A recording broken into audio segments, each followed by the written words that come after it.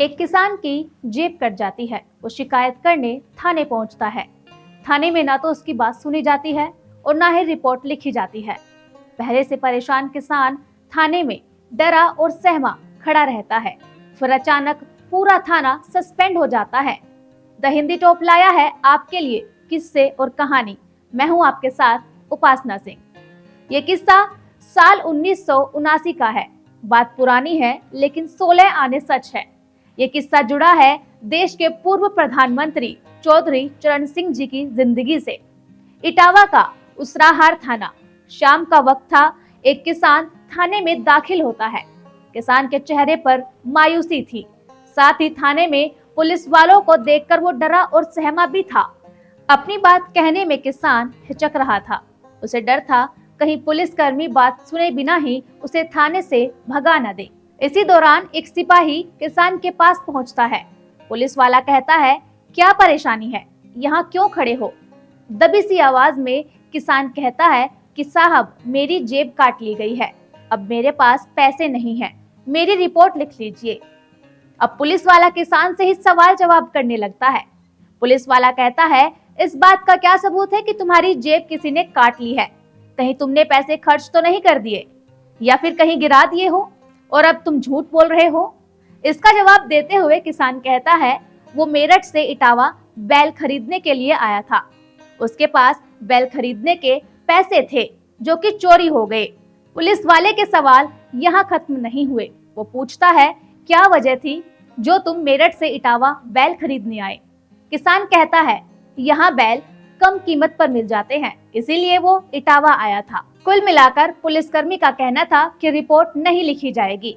काफी देर के बाद भी जब रिपोर्ट नहीं लिखी गई तो किसान सिर लटकाकर एक जगह पर बैठ गया।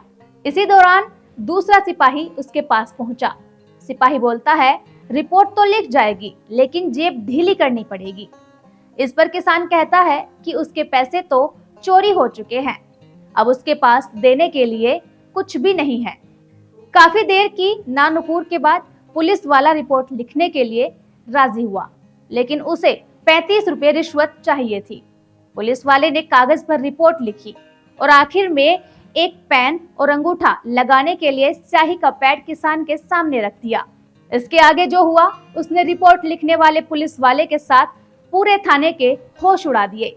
किसान ने पेन उठाया और रिपोर्ट पर साइन किया।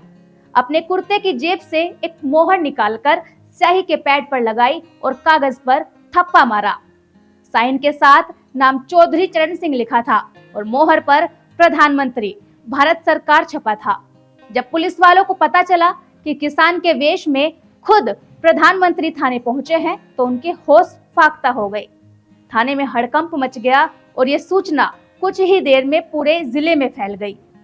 पुलिस के आला अधिकारी थाने पहुंचने लगे, पर तब तक घूस और लापरवाही बरतने के आरोप में पूरे थाने को सस्पेंड कर दिया गया था। दरअसल जब चौधरी चरण सिंह प्रधानमंत्री बने थे तो यूपी के किसान उन्हें खत लिखा करते थे।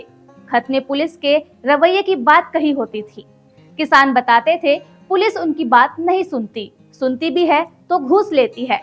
पुलिस वालों पर भ्रष्टाचार के आरोप लगते थे। इसी वजह से प्रधानमंत्री चौधरी चरण सिंह ने खुद ही जमीनी हकीकत को जानने का फैसला किया और किसान के वेश में पुलिस थाने पहुंचे। आगे जो हुआ वो तो हम आपको बता ही चुके हैं। भारत रत्न चौधरी चरण सिंह का जन्म 23 दिसंबर 1902 को मेरठ के बाबूगढ़ के नूरपुर गांव में हुआ था। उनका बचपन गरीबी में बीता था। चौधरी चरण सिंह 1940 के सत्याग्रह आंदोलन के दौरान जेल भी गए थे। देश की आजादी के बाद वो पहली बार कांग्रेस सरकार में राजस्व मंत्री बने थे और फिर 2 बार 1967 और फिर 1970 में उत्तर प्रदेश के मुख्यमंत्री बने। जुलाई 1979 में चौधरी चरण सिंह ने प्रधानमंत्री पदभार संभाला। वो किसानों के संघर्ष और उत्थान के लिए हमेशा तत्पर रहे। चौधरी चरण सिंह को केंद्र सरकार ने 2024 में भारत रत्न दिया। ऐसे ही और किस्सों के लिए सब्सक्राइब करें द हिंदी टॉप। साथ ही हमें एक्स यानी कि ट्विटर, फेसबुक और इंस्टा पर भी फॉलो करें।